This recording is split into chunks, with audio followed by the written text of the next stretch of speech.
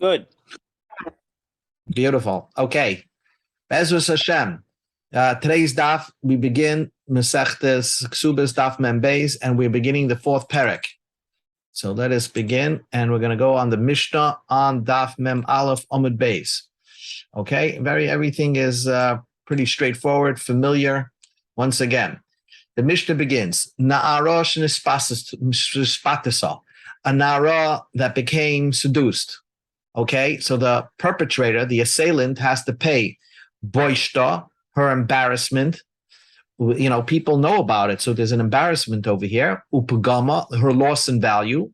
Ukanosa, the 50 shekel. We're assuming she was a basula, of course. And it belongs to Shel Avia. It belongs to who? The father, right? We learned that previously. And actually, the Gemara is going to ask, what is the novelty of this part of the Mishnah? Vahatzar, if he bitvusa. You pay pain that she experienced. Pain is bitfusa, is another word for an anusa. When the Torah describes somebody being raped, the Torah says v'tofaspa, he grabbed a hold of her. So therefore, ba'atzar bitfusa means that you pay tsar extra for oinus. Now comes the novelty in the Mishnah. Okay, amda bedin, they went to court.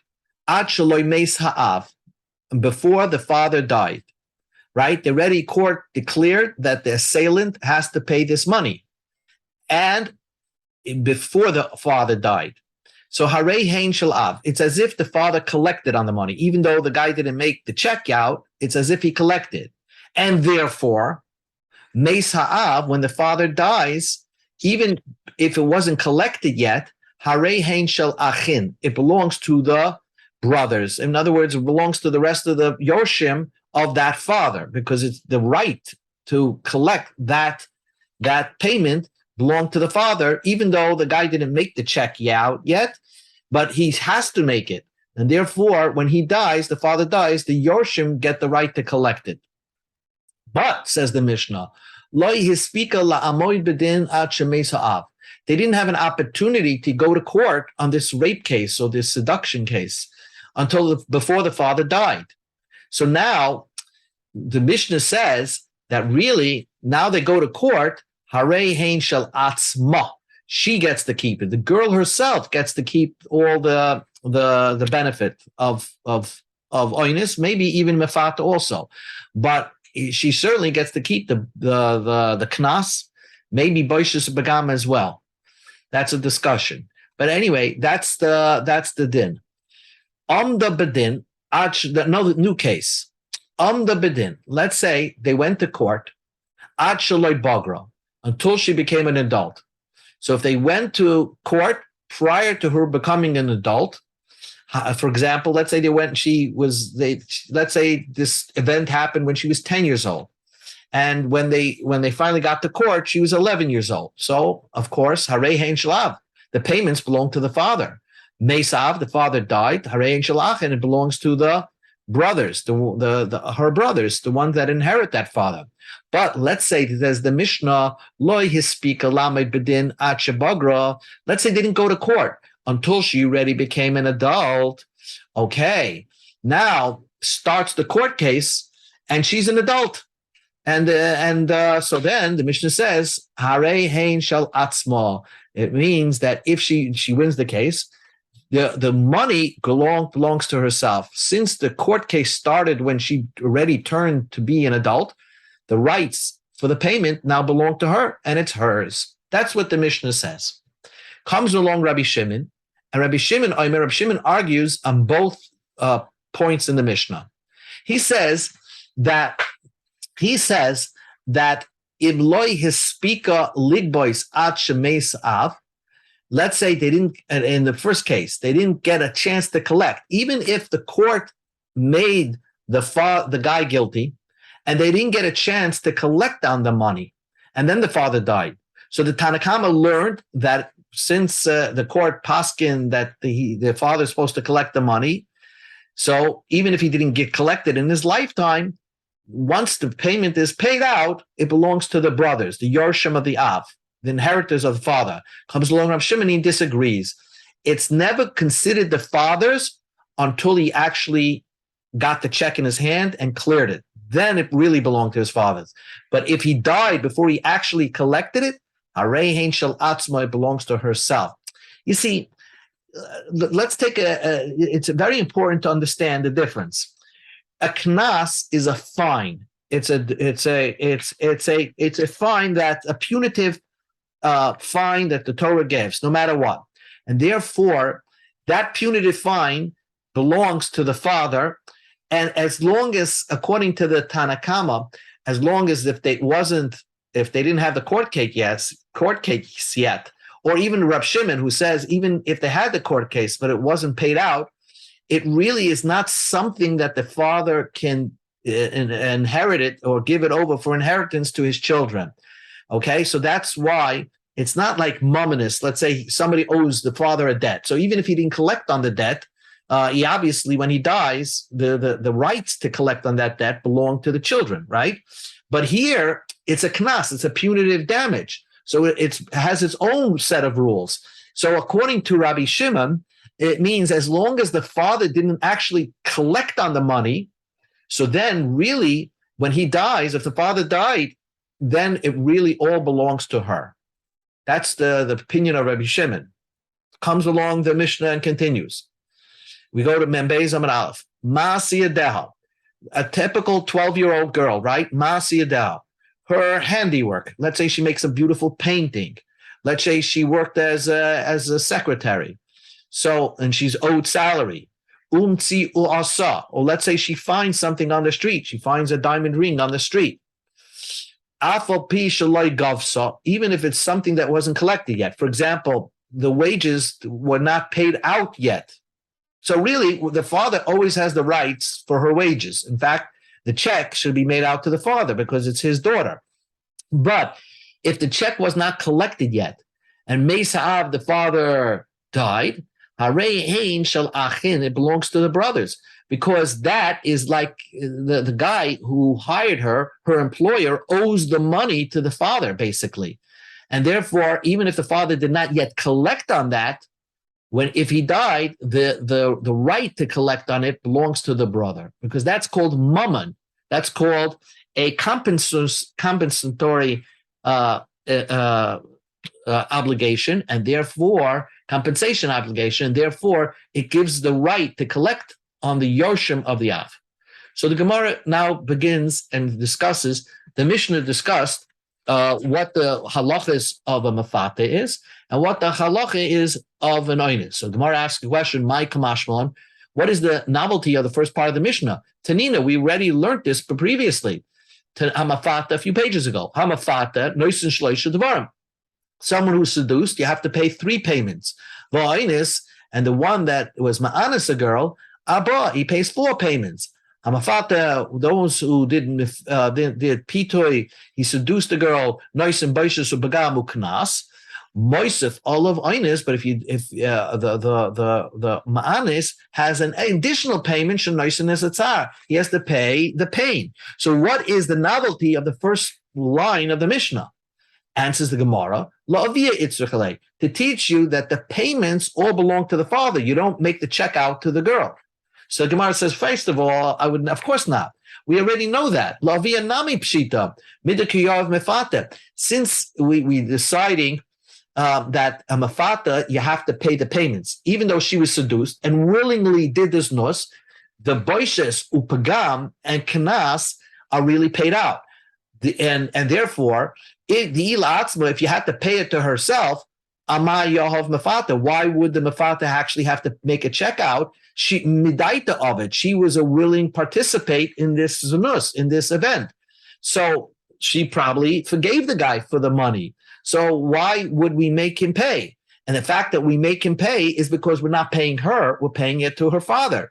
So that already, this idea that you take the payments out to the father, we already know from the previous Mishnayos. So why does the Mishnah repeat itself over here, telling you that you make the payments out to the father? And what exactly you're paying by mafata, what are you paying by oinus? It seems redundant.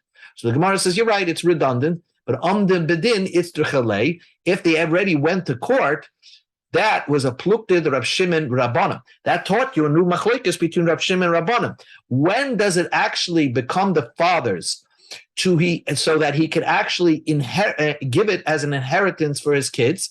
According to the Rabbanim, he doesn't have to collect on that knas, even if the court found in his favor that he's owed the knas. So if he dies, the right to collect on that knas belongs to the children. That belongs to his sons, who are his inheritors.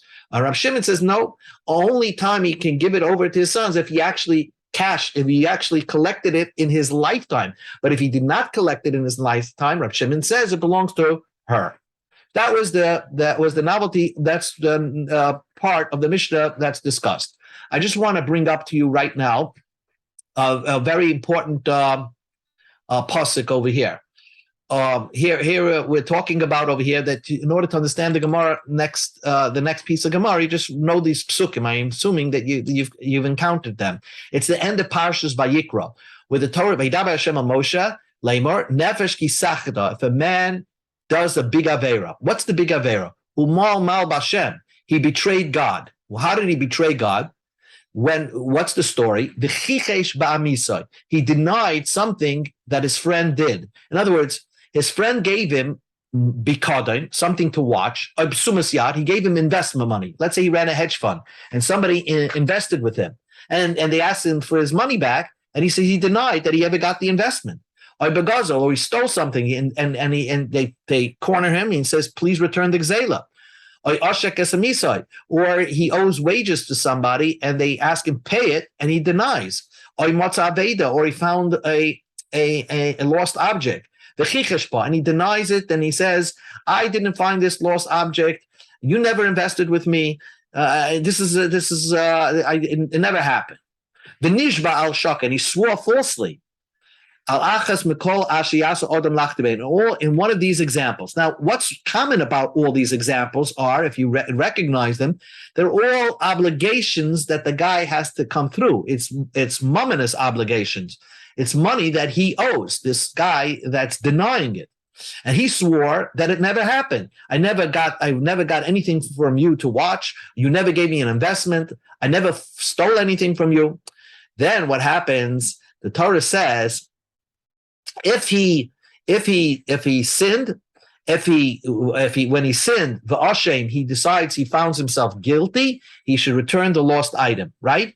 But then the Torah says, from all the things that you swore falsely, pasuk Chavdalid, v'shilam oisei b'roishai. Here's important: you pay the principal back, and you add 20%. You got to pay the guy back 20%. When you recognize that you want to do tshuva, and you have to bring, as this pasuk says, you have to bring a carbon asham, an ayel tamid, and then you go to the kohen, and then you get forgiveness. So it's called keren, chaimish, and asham. Very important. Now you can understand the Mishnah. Tanan hasam. Here we go into a sugya. Tanan hasam, we learned over there. Onasti as pitite as biti. Somebody approached somebody and said, you raped my daughter, or you seduced my daughter, and basically you owe knas and baishis upagam. You owe me the punitive damages and baishis upagam. He says, no, never happened. Lo yanasti lo petisi. Sounds like he's denying it. And the guy says, Mashbiachani, I make you swear. He says, yeah, I swear it never happened. And then he agreed. Chayiv, the Mishnah says, he's obligated to bring the carbon asham. Because although he's denying punitive damage, he's denying knas, and therefore that's not what forces you to bring the carbon. The fact is, he's denying boishus ubagam, which is mominous. He's denying money that he owes, and he swore falsely on that. So therefore, the Tanakama holds that you're obligated to pay. You got obligated to bring a carbon asham because of your aveira. Reb Shimon Paiter. Reb Shimon says you're Pater. Why? Because at the end of the day, if he was approached and said, the guy said, you ma'anas my daughter, you owe me 50 shekel. If he would have said, yes, I did ma'anas your daughter, he wouldn't have to pay anyway, because moide b'knas Pater. So it's not really, he didn't cause anybody a loss by denying that. So therefore, if he didn't cause anybody a loss, it's not like it's not like a denial over here that causes a loss, and it's not like the other examples that the Chumash brings, like say. Let's say the Chumash brings an example: you stole something from me, or you're not returning an investment that I made by you. This is different. This is a punitive damage. So therefore, Rab Shimon says you're not obligated to bring the carbon. Amar Loi, so the Chachamim answered back to Rab Shimon, the truth is, when the guy approached you and said, Anasti, or Petisius Beastie, that you raped my daughter, you ma'anas my daughter, he's not only trying to bring out from him that he owes him knas money, he's actually saying you owe me boishus begam money as well, and that's regular money. And that's not a punitive damage, that's a compensatory damage. And therefore, because you denied it, and you now doing tshuva, you would have to bring the carbon according to the Chachamim. The Gemara asks a question. So Abaye asked a question for Rabba. Let's say, now Rab Shimon says you don't have to bring the carbon. But what about this scenario? A guy says to his friend, Onasti petistias biti, you ma'anas my daughter, you mefata my daughter, and you actually went to court, and now you owe me the money. In other words, the court found you guilty. Now you have an obligation to pay. So now it's not a knas, it's actually you owe me money. Because the money of the knas wouldn't work anymore. He can't admit because he was found guilty. He says, he says this never happened. So v'nishba, and then he swore falsely v'hoida. Rab Shimon, according to Rab Shimon, would this scenario require you to bring a carbon? Why? Since the guy, we already had the court case, and the court case established that the assailant is guilty. Now, there's no way out of it. He has to pay. So Mamayna Hava, it's money. So when the guy approached him, and the assailant said, listen, you owe me the money. You were found guilty in court. And he denies it and swears falsely. So that's like denying that he owes money to somebody. He's denying, like it's similar to like he's denying that that you made an investment with me. He's denying I owe you money. Even Rav Shimon would agree that you're obligated to bring a carbon shvua. Maybe even though they went to the court case, knas have it's still considered knas, and even Rav Shimon would hold that you don't have to bring a carbon because it's a knas, and you're denying a knas. Doesn't fit into the examples that the Chumash brings that of those types of denials that require you to bring a carbon. Amalei. So this was a biased question to Rabbah. What would Rab Shimon hold in that case? Amalei. So Rabbah answered, Mamoyna Hava or Machayev carbon shvua. According to Rab Shimon, you would be obligated to bring a carbon shvua because it's mominous. Why? Because you went to court and the guy was found guilty. If he was found guilty, it automatically is not a knas anymore. He can't, there's no way out of it. He has to pay it. So therefore, he would be chayav a carbon shvua if he denied and then does tshuva. So the Gemara says, the Gemara asks a question according to Rabbah. The Brisa says, Rab Shimon says, follow along. The same question, this mamish, it's an open Brisa. I would think that if a man says to his friend, you ma'anis or mafata my daughter, he says, I didn't do any of that. Or another example of knas. Hey, Mesharches Avdi. We know from yesterday's learning that if somebody's shar kills somebody's slave, the guy has to pay 30 shekel. It's a punitive damage across the board. It's knas. So a guy approaches him and says, your ox killed my slave. And he denies it and says, my ox never did that. Or another case, his slave told him, you knocked out my teeth and you blinded my eye. When a master does that to his slave, the slave goes free, no matter what the tooth is worth, no matter what the eye is worth. It just automatically the eved goes free. That's like a knas, because really his eved, as Rashi explained, is like his possessions. And he's allowed to do anything with his possession. You're allowed to crash your car, but the Torah says that if you knock your slave's tooth out or you blinded his eye, he goes free. So the slave told his master, you did all this to me. And he denied it. I never did such a thing. So he's denying a knas. And then he swore. And then admitted. I would have thought that he's obligated to pay. he's chayiv a carbon asham. Talmud Loime, the Torah says, no, the chichesh b'amisa, if you deny for your friend the following things. If he gave you something to watch, or he gave you investment money, or begazo, you deny that you ever stole something, or oshek asamisa, you deny as an employer not paying his wages, or matzavedo, you deny that you found his lost object. B'chicheshban, you denied it. V'nishba al shak, and you swore falsely. All these examples that the Torah brings are mominous. They are compensatory types of payments, not a punitive fine. Ma elim yichodim, all those examples, shein mamin, are money. Av kol shein mamin, all things that are compensatory, money. Yotzu eli, but the following examples that I use, shein knas, that's knas. What the Gemara is saying is that you're not obligated in a korban shvua. Now, what the Gemara is saying, since one of the examples that Rab Shimon used was onasto fitisas biti, so maybe onasto fitisas biti is discussing when he actually was found guilty in court, and nevertheless, it's still considered knas. My love, we go to Amid Beis. My love, don't you think that what? She'omed bedin, that the case of Rab Shimon saying you're not obligated to bring a carbon shvua, a carbon asham, is because they had the court case. And despite having the court case, it's still considered knas.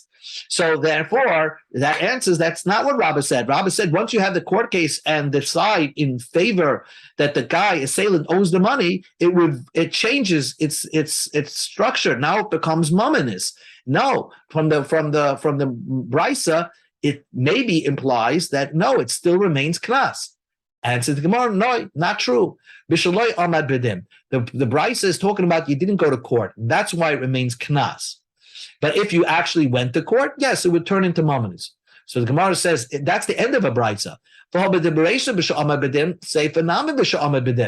second. The Reisha, the beginning of the brisa, which discusses the viewpoint of the Tanakama, of the Chachamim, that must be talking about they went to court. So Seifa, the part of the brisa that talks about Rab Shimon, must also be talking about b'shamid bedim when they went to court. Why? The Ketani Reisha, because let's look at the beginning of the brisa. The brisa starts off and says, and it introduces that the Chachamim say that not only does the Torah require you a carbon shavua on mominous, but it would also require you a carbon shavua if you deny knas. Of course, I know that you're obligated to bring a carbon shvua if you deny principle, which is mominous. But what about tashlume kefil, tashlume abava chamisha, va'oinis, va'mafatem, shemra? All these cases, let's say the guy says, you owe me kefil, you owe me the double, you owe me the 4 and the 5, you owe me the oinis, or mafatem, shem, all these punitive damages that are mentioned in the Torah, right? Minayin, how would I know that if you deny it and you want to do tshuva, you're obligated to bring a carbon?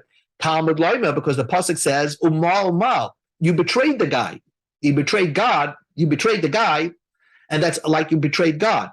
So riba, that includes even knas, you chayev to pay, you chayev and obligated a carbon shavua.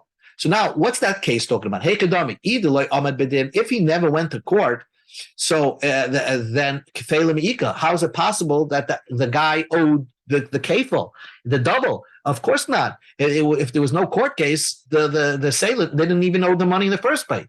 El pshita must be that the Tanakama must be talking about Bisha Ahmad Bedin, that he actually went to court. And the Tanakama holds you're obligated in a carbon.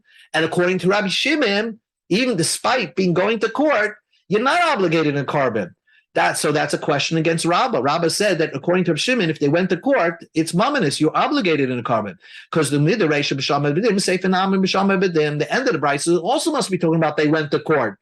And nevertheless, Rab Shimon says you're patur from a carbon. So this was a question against Rabbah. Amalei, so Rabbah answered, Yachilna l'shnuyalach. I could give you an answer. Reisha b'shamay b'dim, v'seifa b'shloi amad b'dim, v'kula Rab Shimon. I could say there is no Tanakama. And there is no two different people in this brisa. It's actually the whole brisa is Rab Shimon. And the first part of the brisa that says that you're obligated to carbon shvua is when you went to court. The sefer of the brisa, who says when you're not obligated a carbon shvua, is when shlo yamid b'din, they didn't go to court, and the whole thing brisa is Rav Shimon.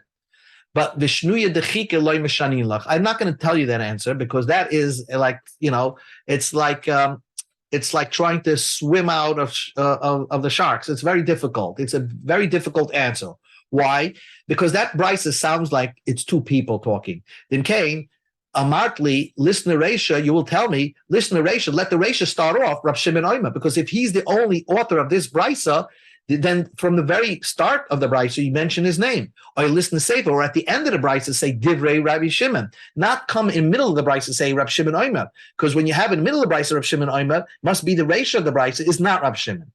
Ella, the way you're going to have to say it like this, that really a rabbi is like changing his whole tune over here. And he says, you know what, I'm changing my mind. Kula b'shamad b'din. Everything is when they went to court case. The Reish Rabbanan v'Sefer Rav Shimon. The beginning is Rabbanan and Sefer Rav Shimon. And Rav Shimon will hold, despite going to court, you don't have to bring a carbon shavua. Umaydina l'chal in carbon shavua. Even regarding a carbon shvua, I would agree that Rav Shimon would still say that although you went to court, it would not obligate you to bring a carbon shvua. He would not have to obligate carbon shvua if he denies it, because at the end of the day, it really started from a place of knas.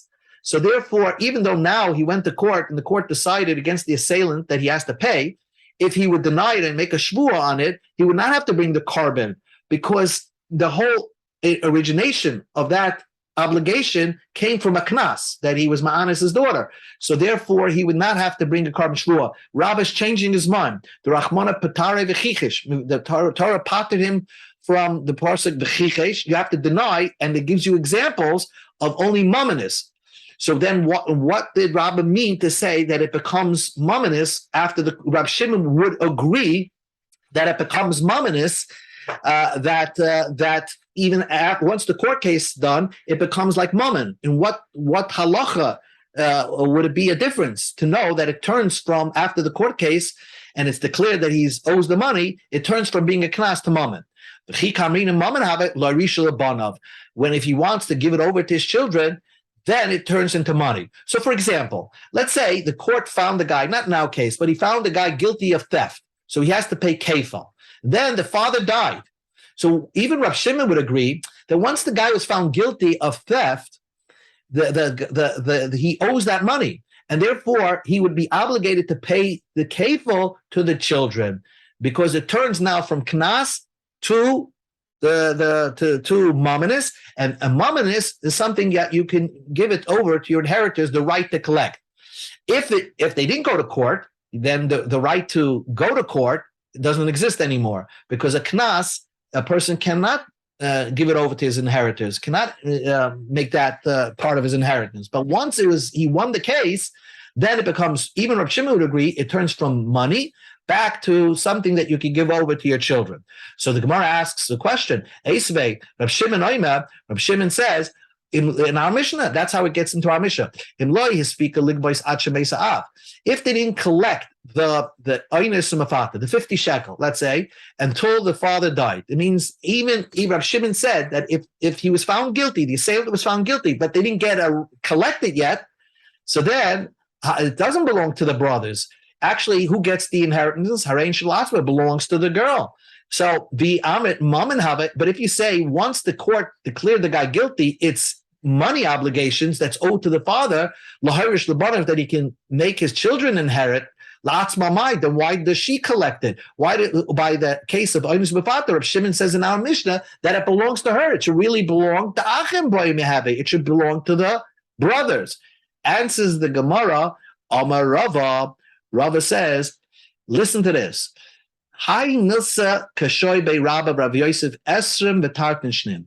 For 22 years, Rabba and Rav Yosef had this difficult question against Rav Shimon.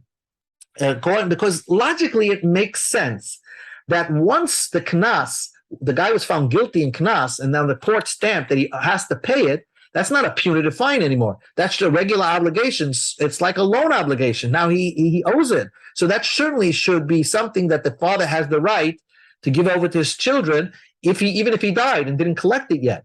So, but why does our Mishnah say that no, it doesn't go to the brothers, it actually goes to her? For 22 years, Rava and Rav Yosef had this difficult question. They couldn't answer it. Rava passed on from being the Rosh Hashiva, and Rav Yosef took over.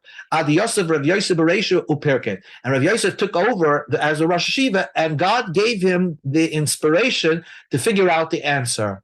And the reason why, because people, and Rashi somehow explains that the people held Rabbi in high esteem because he gave a very big, deep type of learning. And when Rav Yosef took over, Rav Yosef had a different style of learning. It was more broad style of learning, not in-depth. And in order for the new Talmidim to appreciate their new Rosh Hashiva, God inspired Rav Yosef with the following teretz that explains the difference over here by Oinus Umafata. Shane Hossam, the Omakra, because the Pasuk says, the Nosam Ha'ish Hasheichim Imo Lavi Hanar Chamishim Kasav. The Torah stresses that the only time that by the 50 shekel really becomes the father's is only after it was given over into his hand. Only when he cashed the check. But prior to cashing the check, even if the assailant was found guilty in court, it really does not belong to the father, and it has a din knas, and therefore if the father died, it actually belongs to the girl. But when did Rabbah say that Rav Shimon would say it on a court case can turn knas in mominus? To give to the children, b'shnar knosses, any other type of knas. Let's say kefil, dalad vehei. As soon as the gazlan is found guilty, so then even if he didn't collect it yet, if the father died, the children, the boys have a right to collect it, and it's theirs. So the Gemara says, why? Because it says v'nasan, and v'nasan by Oinus Mefata tells you that it only becomes the father's only after he collects it. So the Gemara said, El me'ata, if that's the case, if the key word is v'nasan, giving, gabi eved ksiv kesav shloshim shkalim yitein ladoinav, that it has to be 30 shekel you give to the master. If the ox killed somebody's slave, the owner of the ox has to pay 30 shekel to the owner of the slave. Hachanami, will you say would you say the same idea that it really doesn't become the master's until he actually received the 30 shekel? Like Oinus Mefata, because it says Yitain. It means once it's given to him, then it becomes his to give to his children. But as long as even if he won the case, if he didn't collect on it, perhaps it's not something that his children can inherit. So the Gemara says, no, Yitain l'chod v'nasna l'chod. Because the Torah says you should give it to the master, it implies that even if you did not give it to the master, it still belongs to the master, which he could give over to his children. Here, by the Torah, it doesn't say you should give 50 shekel to the father by the Oinus Mefata. It says v'nasan. You gave it already. So v'nasan means you will give it, but it's an odd word. It's the wrong word to use. So the fact that the Torah used v'nasan, we can imply that it only becomes a father only after it was given over to the father's hand. So the Gemara asks one last question, and this will end. If so what is the reason why in the Brisa, Rabbi Shimon said, if you go back to the original Brisa, the Brisa said, Rabbi Shimon says that if someone says, Anasti, Panisis, Padite, and the guy denied it, I would think Yechayev, Talmud Bavli, because the Chichesh, it's not mominous. Because the Chichesh means that only time you have a carbon shvua is only if it's money. But if it's knas, you don't pay. But what, according to what we're saying, is that it always remains knas until actually the guy paid it, and obviously in that case the guy didn't pay it. So why does the Gemara bring the pasuk of a chichesh? It should bring Talmud Bavli v'nosam and violate. We should give the pasuk of v'nosam because that indicates that the only time this knas turns into mammon is only when the father actually has it in his hand. Until that time, it's not considered mammonis. Why does the Gemara over there bring the pasuk of the chichesh? Answers the Gemara, Amar Rava, ki itztrach v'chichesh kagoin, will need the chichesh kagoin she'amda bedin ubagra mesa.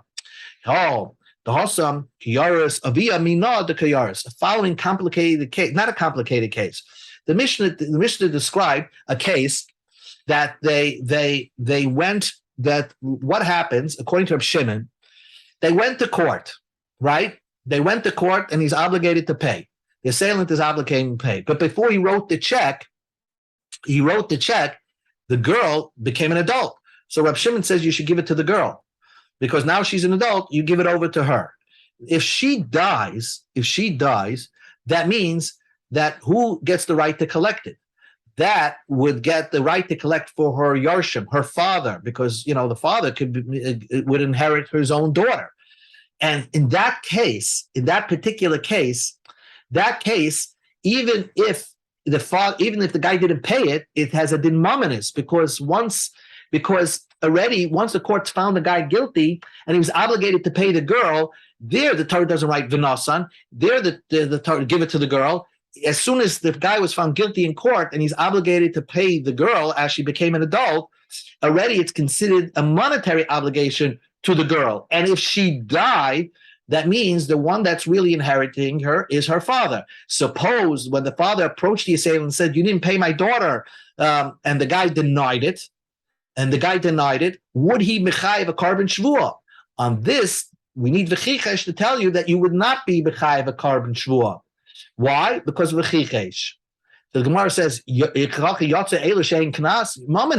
but why would he exclude it? It's mominus. It really is not. It's not kanas because already the obligation to pay was on him even prior to giving it over to the daughter. It really turned into mominus as soon as he was found guilty. So why did we exclude it from kanas?